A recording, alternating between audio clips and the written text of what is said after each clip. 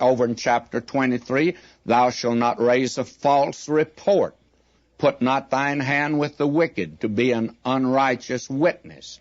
Be careful what you say. And God had a law concerning that. Did you know that a gossip, friends, is as bad as a murderer in your midst, or a thief, or an adulterer? And yet today the gossiper gets by.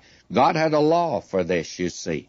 Thou shalt not follow a multitude to do evil. This would put you out of the marching business and protesting, friends. Thou shalt not follow a multitude to do evil. I was very much interested in meeting a very attractive young fella. You would call him a hippie. He was a hippie type. And I asked him why he did all this, and he said because he was trying to find his identity. We got a lot of people trying to find out who they are. And it's too bad they lost their baby tag somewhere along the line. But he said that he wanted liberty and freedom and was protesting. Well, fine. I said to him, but how much liberty do you have? I asked him about his dress, and he said that was the expression of it. I said, well, they just happen to be about 10,000 of these folk dressed just like you are. Would you dare dress differently than they dress and run with them? Would they accept you? And he said, no.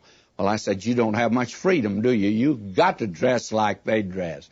I said, you see, you don't have the liberty that you think you have. And I said that when they protest, you have to get in line and protest, don't you? He said, yes, he did.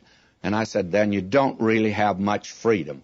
Don't follow a multitude to do evil. Neither shalt thou speak in a cause to decline after many to wrest judgment. This is a very good law to read today. God is very much up to date, is he not? Neither shalt thou countenance a poor man in his cause.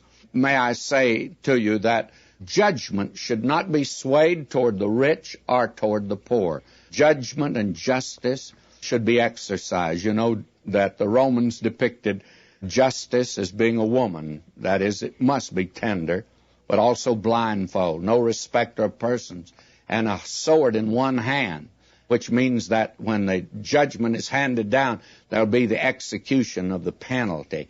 But in the other hand are the scales, and it'll be fair. That's the thing that needs to be exercised today in our midst. Now God gives them again this law concerning the Sabbath day and the Sabbatic year. Verse 10, 6 years thou shalt sow thy land, and thou shalt gather in the fruits thereof, but the 7th year thou shalt let it rest and lie still.